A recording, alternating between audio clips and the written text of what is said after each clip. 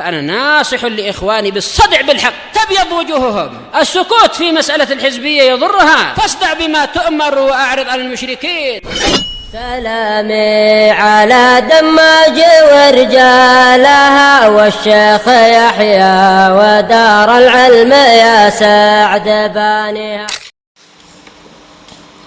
Bismillahirrahmanirrahim. Alhamdulillah wassalatu wassalamu ala Rasulillah wa ala alihi wa sahbihi wa man wala ma ba'd. Sebelum kita melanjutkan bacaan terhadap syarah Umdatul Ahkam yang syarah oleh Syekh Abdul Hamid Az-Zu'quri Al-Hajuri asbahullah, seperti biasanya hadisnya setorkan terlebih dahulu. Dua hadis yang pertama yang sudah kita lewati seputar anjuran untuk bersiwakan, yaitu disunnahkannya untuk bersiwakan bagi yang Allah telah mudahkan untuk memilikinya atau mengkondisikan siwak tersebut. Dua hadis yang sudah kita lewati berkali-kali, setorkan serentak seperti biasanya, lancar, jelas, tegas, lantang. Barakallahu fiik. Tafadhalu.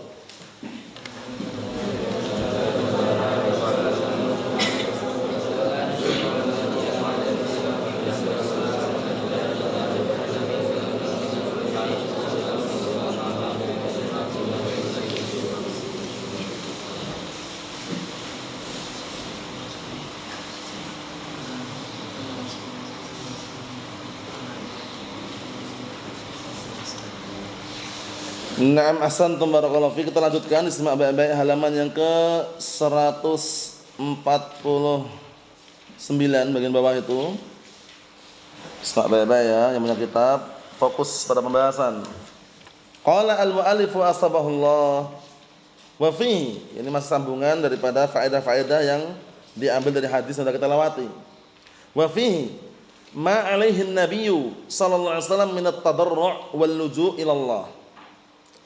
Di dalam hadis itu ada juga pendalilan bahwasannya atau pendalilan mengenai keadaan Rasulullah SAW, artikannya gitu. Keadaan Rasulullah SAW minat tadarru' berupa apa? Tadarru' merengek atau meminta terus kepada Allah Ta'ala. Wal luju' ilallah, dan kembali kepada Allah Ta'ala. Tadarru' itu meminta terus menerus.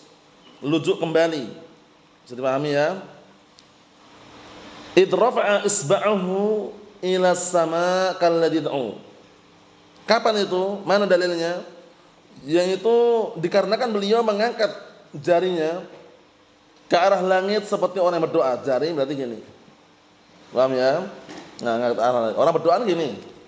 Cuma ini jari. Paham ya?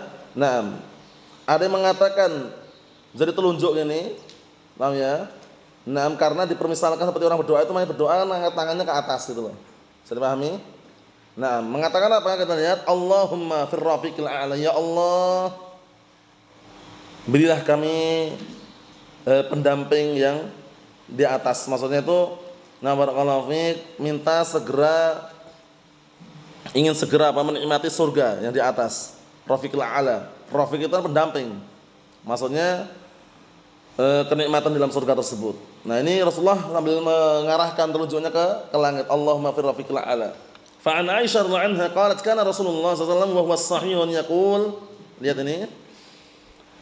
Dari Aisyah radhiyallahu anha qalat, beliau berkata, dahulu Rasulullah sallallahu alaihi wasallam dalam keadaan beliau waktu itu sehat, yaqul, seraya berkata, innahu lam yuqbad nabiyyun qattu hatta yara maq'adahu minal jannah thumma yuhayya aw yukhayyar. Sesungguhnya tidak ada seorang nabi pun yang dicabut nyawanya sampai dia melihat tempat duduknya atau tempat kembalinya di surga. Kemudian yuhayya, dikasih kehidupan, au yukhayyar, atau dikasih pilihan. Falamma ishtaka wa hadarahul qabdu. Kemudian tatkala beliau sudah mulai mengadukan rasa sakitnya dan hadir kematiannya, maksudnya menjelang sakaratul maut, itu maksudnya hadaratul qabdu itu. Qabdu pencabutan. Wa ra'suhu ala fakhidha Aisyah radhiyallahu anha. Waktu itu kepalanya berada di mana? Di atas pahanya Aisyah radhiyallahu anha. Khusya alaihi, beliau pingsan. Bayangkan ini. Sayangnya seorang istri terhadap suaminya. Pengertiannya seorang istri terhadap suaminya. Inilah yang terbaik. Jangan sampai dalam rumah tangga itu justru apa? Setiap hari kedengaran terus piring pecah. Piring pecah, gelas pecah. Paham ya? Jadi berantakan dalam kekeluargaan itu. Kenapa? Karena biasanya seringnya tidak dibangun di atas Al-Quran dan As-Sunnah kehidupannya. Tapi kalau dibangun di atas Al-Quran Sunnah, dibangun di atas Sunnah, di atas pemahaman yang benar, na'am barakallahu fiik, insyaallah biidznillah kekeluargaan di dalam rumah itu akan tenang, tentram, tidak ribut. Kalau nggak percaya nanti buktikan antum buktikan nanti kalau nggak percaya. Paham ya? Nah, ketika saatnya buktikan. Membangun kekeluargaan di atas Al-Quran Sunnah, tenang, tentram. Pikiran nggak kemana-mana, hati pun tenang, pikiran pun tentram, nggak pernah ribut dalam rumah tangga. Yang namanya kadang marah itu wajar, cuman ribut tidak. Sampai baku hantam, pukul memukul, kemudian piring pecah, kemudian ember pun juga hancur misalkan, itu udah keterlaluan seperti itu. Biasanya itu yang jauh dari Al-Quran Sunnah. Paham ya? Suami udah kerja banting tulang peras keringat loh, gajinya sepekan 360.000. Paham ya? Kernet dia, tenaga dia. Paham ya? Pulang ketika hari Sabtu dikasihkan istrinya nggak terima, kurang katanya. Kurang apa? Kalau seperti itu namanya kurang apa namanya? Kurang ajar kan? Ya kan, udah nggak bersyukur, kemudian pulang pun sudah suaminya kehujanan, ya kan? Kemudian motornya pun sudah bocor di jalan juga. Pulang nggak disambut dengan sesuatu yang hangat, teh manis, Nescafe misalkan, atau kopi susu misalkan, ya kan? Nah ini tidak, sampai di rumah sudah gajian dikasihkan 360.000 nggak terima dia, ngomel-ngomel, pengennya suaminya sepekan gajinya 1 M, sulit. Allah musta'an. Tapi kalau Ahlus Sunnah, lihat Ahlus Sunnah, insyaallah bismillah nanti anda merasakan. Antum kadang kerja pun, yang penting ngasih nafkah selesai. Kalau Ahlus Sunnah gitu, yang penting orang ngasih nafkah, ngasih ma'isyah, udah aman sudah. Kerja urusan antum, tapi kasih nafkah. Berarti ada konsekuensi kalau antum untuk mendapatkan nafkah harus apa? Kerja gitu loh. Ya enggak? Nah, barakallahu fiik, seperti itu. Kadang orang santai, tenang. Antum lihat Ahlus Sunnah kerja bagaimana? Santai-santai kan? Paling kerja bangunan santai, gaji secukupnya, enggak neko-neko. Tapi yang di luar sana, yang enggak paham sunnah, kerja di bank, ada yang manajer, ada yang sudah jadi direktur bank, tapi mana keberkahannya? Kurang terus. Baru masuk satu pekan untuk beli Avanza, tapi masih kurang lagi. Pengennya berikutnya beli Pajero, paham ya? Kemudian berikutnya beli Alfamart, paham ya? Nah, barakallahu fiik, berikutnya lagi beli yang lebih megah lagi, bayangkan tuh, kurang terus. Tapi Ahlus Sunnah, masya Allah, hidup seadanya, sederhana, paham ya? Seadanya bagaimana? Ketika ada ayam makan ayam, ketika ada ikan makan ikan, ketika adanya daging makan daging, ketika adanya tempe tahu pun makan juga tempe tahu, seadanya namanya. Paham ya? Nah, barakallahu fiik, seperti itu.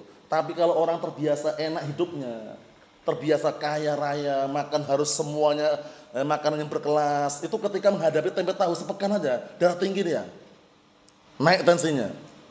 Bukan karena pengaruh tempe tahu itu, karena apa? Karena dia merasa melihat kenyataan kok tempe tahu terus tuh, darah tinggi, akhirnya tensi naik dia, marah terus karena lihat tempe tahu. Paham ya? Tapi kalau terbiasa sederhana, kadang ketika ada tempe makan tempe, ada tahu, makan sambal tomat pun makan sambal tomat juga, kadang ada ayam makan ayam, kadang ada sapi pun makan daging sapi, kan itu. Itu benar seadanya. Ini sekedar selingan bahwasannya Rasulullah SAW waktu itu ketika sakit, lihat ini. Ketika sakit, Aisyah radhiyallahu anha sangat pengertian. Beliau meletakkan kepalanya di atas pangkuan Aisyah radhiyallahu anha. Kemudian beliau pingsan. Falamma afaqa, kemudian tatkala beliau sadar, afaqa itu sadar. Jadi orang pingsan itu kan enggak selamanya pingsan terus, kecuali kalau udah mati kan itu. Kemudian sadar, syakhasa basaruhu nahwa saqfil bait. Kemudian beliau mengarahkan pandangannya ke arah atap rumah. Jadi pandangan beliau mengarah ke atap. Nah, ini nanti barakallahu fiik dipakai pendalilan para ulama, biasanya kalau orang mati meninggal dunia itu biasanya matanya apa? Ngelihat ke arah atas. Biasanya Allah alam. Nanti kalau antum lihat atau perhatikan, nah, baru diginikan sama orang yang mungkin pertama kali ngelihat diginikan. Nah, ditutupkan matanya, oleh ngelihat ke atas. Lihat ini. Beliau begitu sadar langsung beliau mengarahkan pandangannya ke nahwa saqfil bait, yaitu ke arah apa? Atap rumah. Tsumma qala, kemudian beliau berkata, Allahumma fir rafiqil a'la, ya Allah, tempatkanlah kami pada tempat yang tinggi, atau jadikan kami pendamping yang tinggi, maksudnya di surga. Fakultu, kemudian aku mengatakan idan la yujawiruna.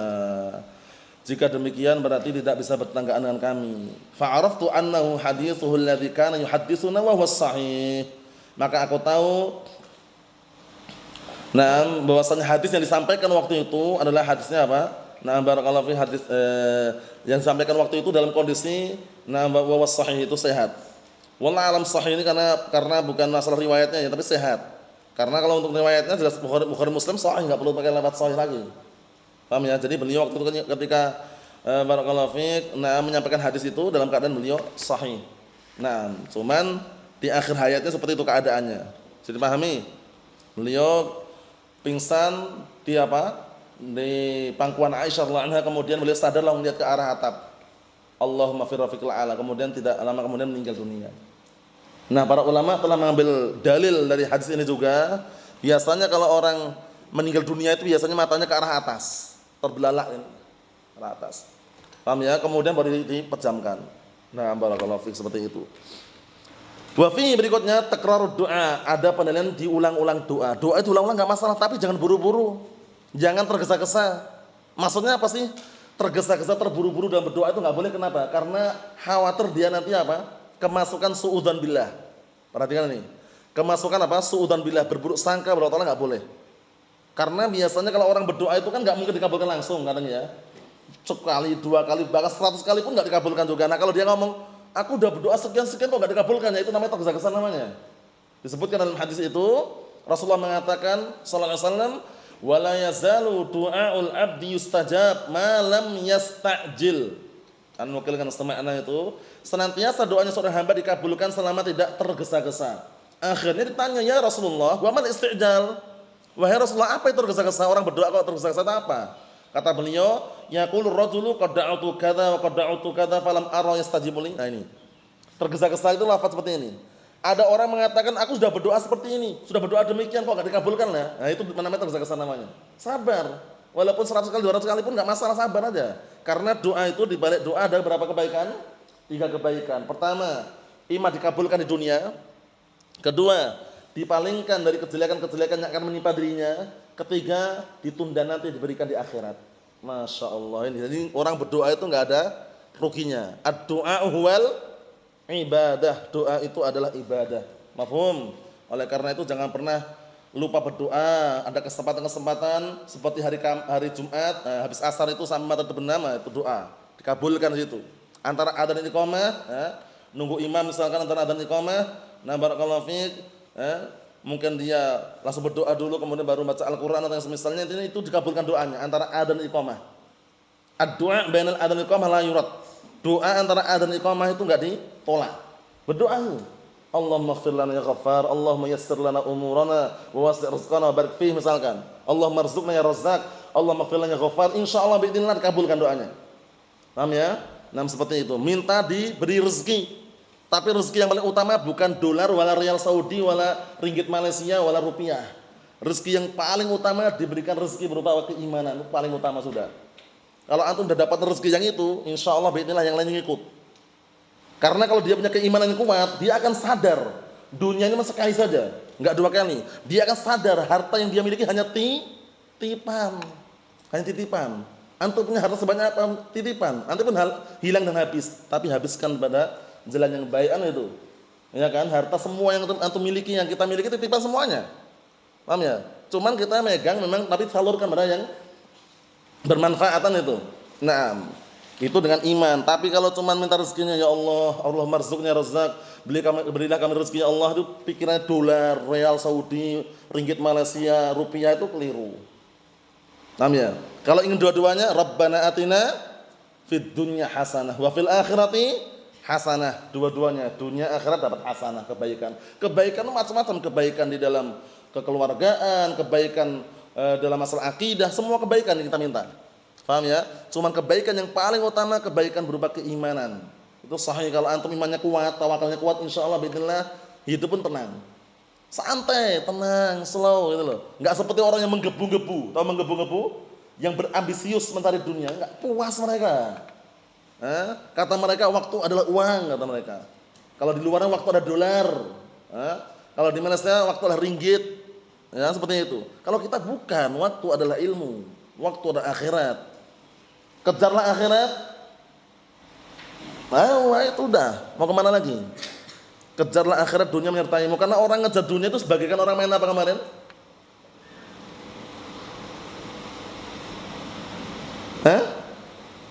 Orang ngejar dunia itu bagaikan orang main apa?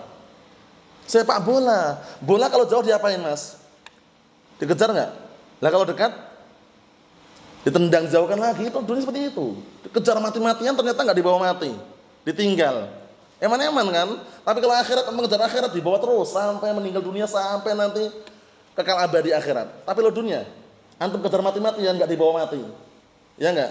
Ditinggal mati, itu dunia. Makanya kalau antum lihat dunia ini nggak usah terpengaruh, tertarik, nggak usah. Jalani apa yang ada saja sudah.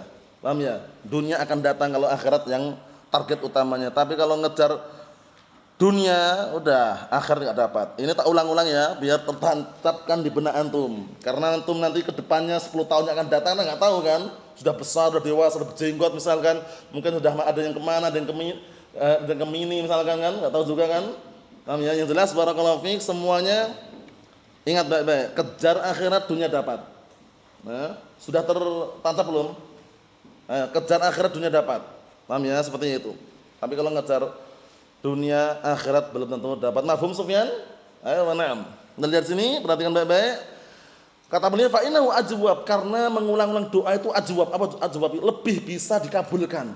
Ajwab, lebih dikabulkan kalau berulang-ulang, ya Allah, ya Allah, ya Allah. Kalau minta kepada Allah Taala itu diulang-ulang enggak masalah, diulang-ulang enggak masalah. Beliau enggak, Allah Taala itu enggak marah. Tapi kalau manusia, paham ya? Nah, itu biasanya kalau diulang-ulang minta marah dia. Tapi Allah Ta'ala tidak akan marah-marah. Justru senang kalau hambanya ngulang-ulang terus, ya Allah, ya Allah, ya Allah. Semakin merengek, semakin senang Allah Ta'ala. Karena mintanya kepada siapa? Kepada Allah Subhanahu Wa Ta'ala. Tapi kalau kepada manusia, kepada muslimin misalkan, beliau-beliau ini kalau diminta, semakin diminta marah dia. Tapi kata Allah Subhanahu Wa Ta'ala tidak. Paham ya? Nah, barakallahu. Kalau manusia, antum lihat, sekali diminta, besok minta lagi, marah dia.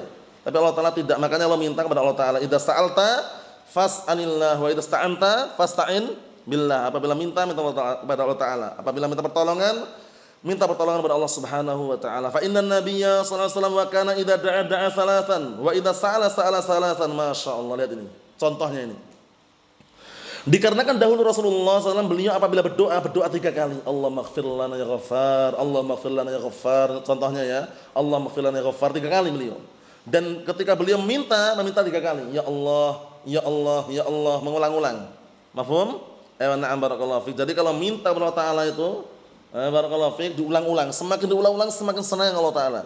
Tapi kalau manusia semakin diulang-ulang minta bagaimana? Marah enggak dia? Marah. Dan itu pun belum tentu ngasih kalau manusia. Ya enggak? Tapi Allah Ta'ala insyaallah bismillah, kalau jujur, tulus, tidak ada penghalang, insyaallah diberi. Kita lihat sini.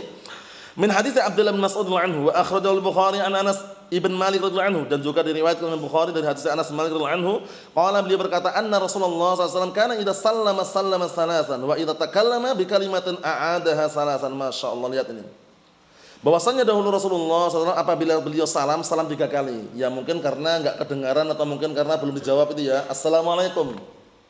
Bukan Assalamualaikum. Waalaikumsalam warahmatullahi wabarakatuh. Assalamualaikum. Bukan itu, mungkin kemungkinan besar di bawah ada ihtimal enggak kedengaran sehingga belum terjawab, ngulangi 3 kali ini. Jadi pahami? Assalamualaikum. Assalamualaikum. Assalamualaikum. Ini kan masuk dalam bab istidzan. Iya kan? Minta izin ketika antum ketok rumah, tok. Assalamualaikum. Nah, enggak jawab. Assalamualaikum. Enggak jawab. Assalamualaikum. Enggak jawab. Pergi sudah, enggak digedok-gedok pintunya lagi. Itu izin istidzan salas. Izin 3 aja. Paham ya? Mungkin orang yang di dalam sedang sakit atau mungkin enggak ada orangnya, mungkin yang ada hanya perempuan-perempuan, mungkin keluarganya, ya kan? Mungkin bapaknya enggak ada misalkan. Jadi ada ihtimal seperti itu. Mafhum? Tapi kalau dijawab cukup sekali. Assalamualaikum. Waalaikumsalam warahmatullahi wabarakatuh. Cukup sudah. Tapi kalau misalkan enggak dijawab, nah pengulangannya 3 kali. Kalau masuk dalam bab istidzan, izin 3 kali. Ketok pintunya. Tok. Assalamualaikum. Ketok lagi. Tok. Assalamualaikum. Ketok lagi. Tok. Assalamualaikum. Waalaikumsalam warahmatullahi wabarakatuh. Sudah selesai. Kalau enggak diizinkan bagaimana? Pulang. Nggak usah macam-macam di situ, pulang udah. Kalau nggak ada lagi. Nah karena apa? Kemungkinan pertama mungkin orang sakit di dalam, ya kan? Atau mungkin ada keperluan. Kedua mungkin orangnya nggak ada, ya kan? Ketiga ada mungkin tapi ya sibuk misalkan. Banyak kemungkinan di situ. Bisa dipahami ya? Kemudian apabila beliau berbicara dengan suatu pembicaraan, beliau ngulangi 3 kali. Bahkan kalau kita ya, mungkin antum dengar berkali-kali, kadang-kadang ngulangi berkali-kali. 3 kali pun sudah bagus ini. Ya, ngulangi faedah berkali-kali. Tujuannya apa? Biar pendengar itu paham apa yang diucapkan. Mafhum? Kalau beliau berbicara ngulanginya 3 kali. Man talabal hadis aflas. Nah, misalkan belum paham, ulangi man talabal hadis aflas misalkan. Man talabal hadis aflas misalkan, untuk memahamkan biar orang yang dengar itu paham. Seperti itu. Kita lihat wa fihi dalilun ala anna Allah fis sama' ala arsyih. Penting. Ba'inun an khalqih. Ba'inun min khalqih, sama an min sama. Artinya apa? Di sini ada pendalilan bahwasanya Allah Taala di langit. Perhatikan ya, di langit, di atas arsy, terpisah dari makhluknya. Kaedahnya apa kaedahnya? Kita lihat berkali-kali ini. Sudah bukan 3 kali lagi ulangnya, ada berkali-kali ini. Apa kaedahnya? Allah Taala di mana? Di atas langit kan? Di atas arsy kan? Berarti menempel dengan hambanya. Berarti di mana? Bagaimana? Nah, ada kaedahnya nah. Ayo, antum ingat kaedahnya? Ingat? Antum ingat kaedahnya? Ingat enggak? Ingat kaedahnya? Allah Taala di mana? Di atas langit. Nah, kaedahnya apa kaedahnya? Ingat enggak? Ada 3 kalimat itu kaedahnya. Ingat enggak? Kalau ingat sebutkan, kalau enggak yang lainnya.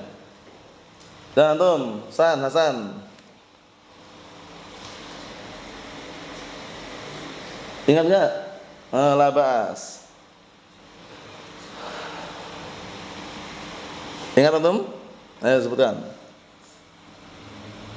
Uluwun fi dzatih, qaribun min ibadih, ba'inun an khalqihi. Itu kaedahnya jadi. Uluwun fi dzatih, tinggi seradatnya. Qaribun min ibadih, walaupun tinggi dekat dengan hambanya. Dekat dengan hambanya. Yang ketiga ini ba'inun an khalqihi atau min khalqihi, terpisah dari makhluknya. Jadi enggak nempel gitu loh. Nah, ini bantahan untuk orang-orang yang dikenal dengan wahdatul wujud. Wahdatul wujud itu meyakini Allah Taala bersatu dengan wujud makhluknya. Jadi antum itu ya Allah, Allah ya antum itu loh. Seperti itu. Kipas angin ini Allah kata mereka. Allah ya kipas angin, menyatu dengan makhluk. Berarti Allah Taala banyak enggak berarti kalau versi mereka? Banyak enggak? Banyak, karena makhluk banyak kan makhluk. Makhluk banyak enggak? Berarti Allah banyak kata mereka. Nah, ujung-ujungnya tanya Allah Taala di mana? Di mana-mana itu. Hati-hati itu. Allah Taala di mana? Di mana-mana. Gagal paham. Di mana-mana gimana? Coba suruh berdoa dia kira-kira. Tangannya ke arah mana kira-kira kalau berdoa? Nah, katanya di mana-mana katanya. Kalau di mana-mana berarti boleh kan berdoa gini? Allahumma ighfir lil muslimin wal muslimat. Al ahya' minhum wal amwat. Innaka qaribun mujib da'awat misalkan. Boleh enggak kira-kira? Kalau di mana-mana boleh, tapi ternyata enggak di mana-mana, buktinya tangannya suruh berdoa dia gini. Berdoanya. Coba aja enggak percaya orang yang mengatakan Allah di mana-mana, suruh berdoa. Pak, berdoa Pak. Tangannya ana yakin gini, tangan. 101%. Nah, kalau dia bilang di mana-mana tangannya gini udah. Gini udah. Parah sudah. Tapi kalau secara fitrah yang masih selamat, yang masih suci, itu kalau dia mengatakan Allah di mana-mana pasti kalau berdoa gini tangannya. Karena nggak bisa dibohongi. Fitrah itu nggak bisa dibohongi. Paham ya? Maksudnya yang mengotori pemikiran dikotori oleh syubhat-syubhat tadi itu. Allahul musta'an. Jadi kesimpulannya Allah Taala di mana? Di atas arsy beristiwa. Sudah selesai. Berarti butuh dengan arsy-nya. Kita katakan ketika beristiwa di atas arsy bukan berarti butuh dengan apa? Arsy-nya. Menunjukkan apa? Agungnya makhluk tersebut itu arsy.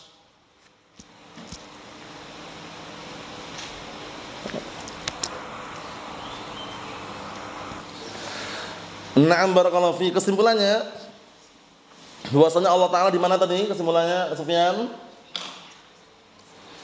di atas arsy beristiwa. Apakah Allah Taala butuh dengan arsy? Tidak. Kita kondisikan ya. Allah Ta'ala apakah nempel dengan makhluknya? Tidak. Apakah Allah Ta'ala jauh dari hambanya? Tidak, sangat jauh kan dengan hambanya? Jauh atau dekat? Dekat. Qaribun min ibadih, dekat dengan hambanya. Ingat-ingat itu. Paham ya? 3 poin tadi dihafalkan. Uluwun fi dzatih, tinggi secara zatnya.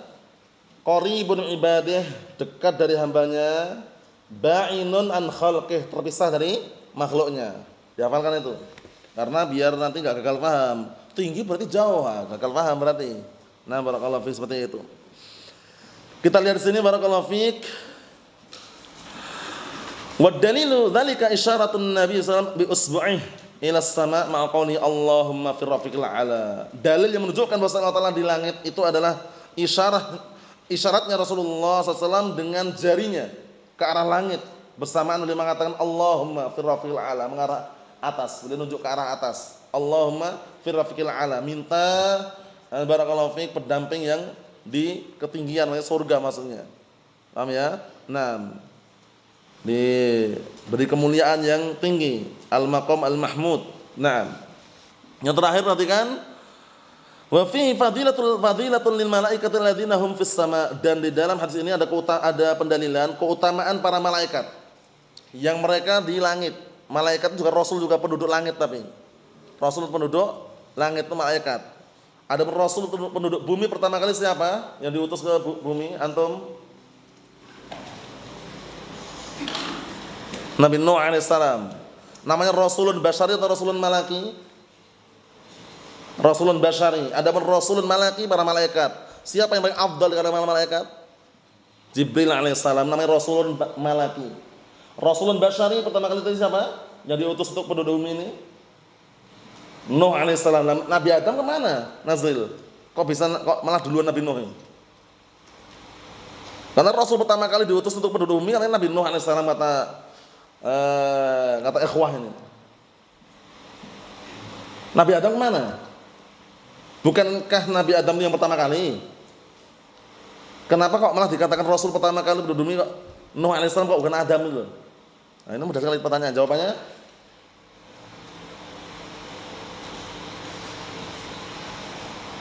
paham belum pertanyaannya?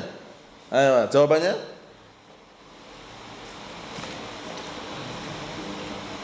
Kenapa? Belum ada apanya?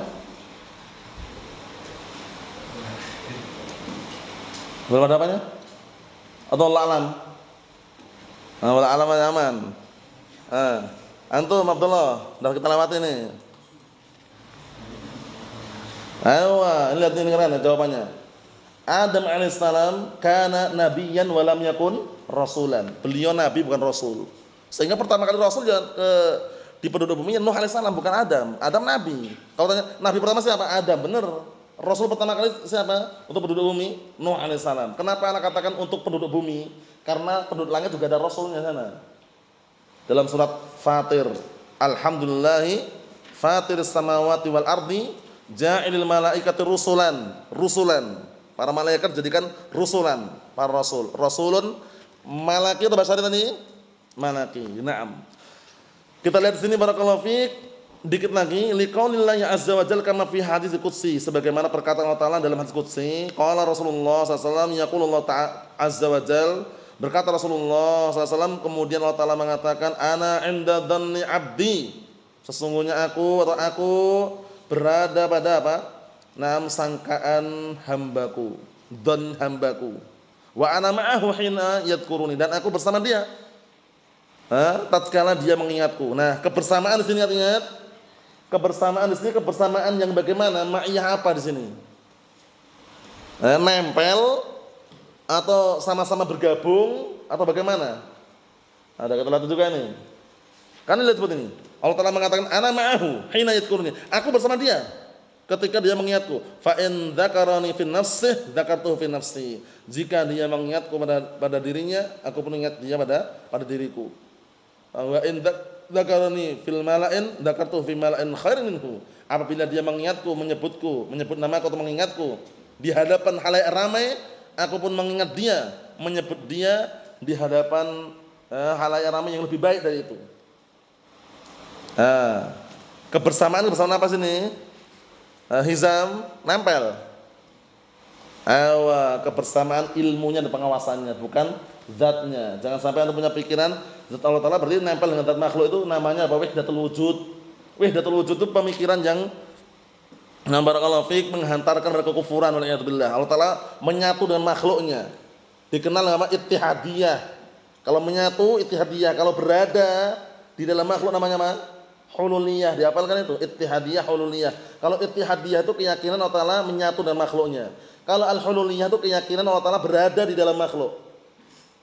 Berada di dalam makhluk. Bedakan ya. Ittihadiyah sama wahdatul wujud sama. Al-hululiyah meyakini di dalam makhluk ini ada Allah.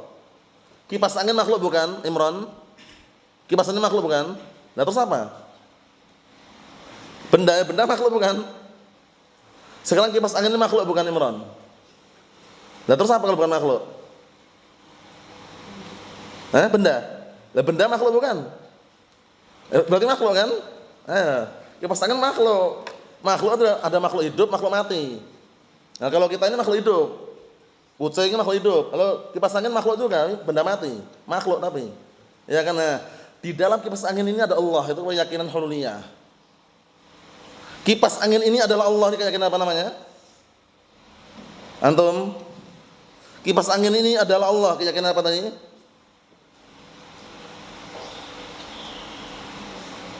Apa?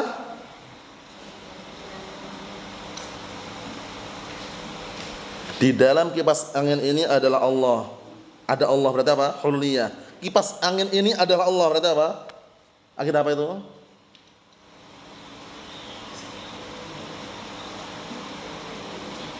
Belum. Antum hafid. Tak ulang-ulang loh, semuanya pusing kepalanya loh ya. Jangan pening loh, ini mudah sekali. Hulul ittihad. Antum hafid. Kipas angin ini adalah Allah. Itu akidah apa hafid? Pening kah kepalanya? Belum masuk, belum? Tak masukkan sekali lagi. Ada dua keyakinan sesat, hululiyah sama ittihadiyah. Hululiyah itu meyakini di dalam makhluk itu ada Allah. Ittihadiyah meyakini Allah Ta'ala menyatu dengan makhluk. Bedakan loh ya, menyatu. Ya makhluk itu Allah, Allah makhluk itu loh. Beda sama? Masih pening? Beda ya? Kalau sudah bisa bedakan gak gagal paham. Kalau masih belum bisa bedakan gagal paham. Anak ulang sekali lagi. Ada dua keyakinan sesat, ittihadiyah dan hululiyah. Ittihadiyah itu ittihad, menyatu. Keyakinan bahwasanya Allah Ta'ala menyatu dengan makhluknya, menyatu dengan makhluknya. Makhluk ya Allah, Allah makhluk itu loh. Faham? Kalau al-hululiyah itu Allah keyakinan bahwasanya Allah Ta'ala berada di dalam makhluk. Makhluk itu makhluk tapi dalamnya ada Allah gitu loh. Paham maksudnya? Bedanya? Sekarang tiang. Siapa ya? Lutfi. Antum lihat tiang, kelihatan ada tiang? Ini tiang, kelihatan tiang kan? Tiang. Tiang itu makhluk bukan? Makhluk. Allah bukan? Bukan. Nah, tiang ini makhluk, bukan Allah kan? Di dalam tiang ini ada Allah. Ini keyakinan apa berarti? Di dalam tiang ini ada Allah, berarti keyakinan apa? Hululiyah. Tiang ini ya Allah gitu loh. Keyakinan apa berarti? Ittihadiyah. Jangan tertukar ya, itu anak sebutkan biar nanti enggak gagal paham. Soalnya ini kaitannya dengan sufiyah. Sufiyah itu punya keyakinan dua itu. Makanya kadang ada yang orang lewat rambutnya gimbal dan ditati maki dan ini itu wali katanya. Allah musta'an, di dalamnya itu ada Allah katanya. Allah musta'an. Ekstrimnya luar biasa. Bisa dipahami ya? Nah, yang terakhir wa fihi, karena sampai bawah itu biar pas. Al-hirsu 'alal jalisis salih. Masyaallah, semangat untuk mencari teman duduk yang baik. Nah, di situ siapa teman duduk baik Rasulullah ketika mau meninggal dunia? Aisyah. Karena beliau di samping istrinya teman duduk yang terbaik. Paham ya? Nah, dalilnya mana? Wa fil hadis, dalam hadis, innama mathalul jalis salih wa jalisis su' ka hamil miski wa nafikhil qir itu. Permisalan. Ya, dengarkan baik-baik ini. Permisalan teman duduk yang baik dan teman duduk yang jelek itu permisalannya Seperti apa? Penjual minyak wangi dan tukang pandai besi. Perhatikan, penjual minyak wangi dan apa? Tukang pandai besi. Penjual minyak wangi, kalau antum berteman dengan penjual minyak wangi, serba harum. Kondisikan, serba harum.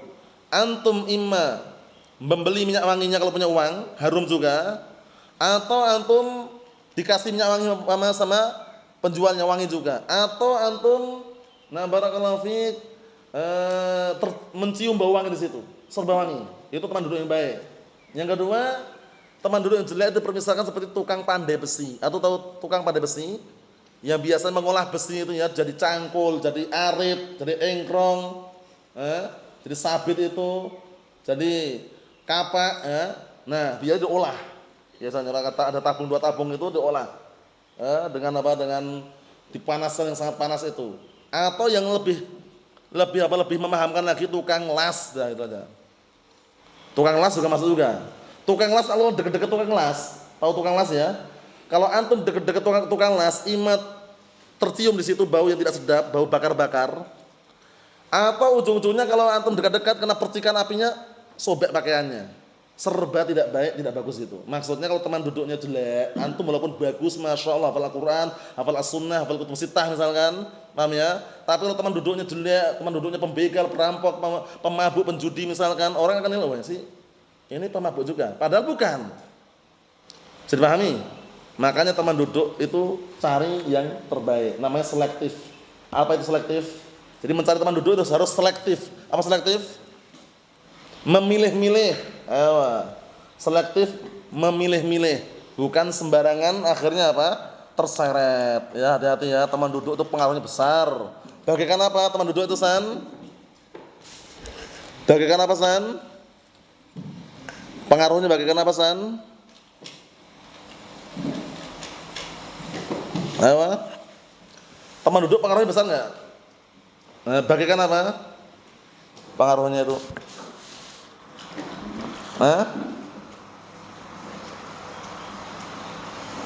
Pak, teman duduk bagaikan apa?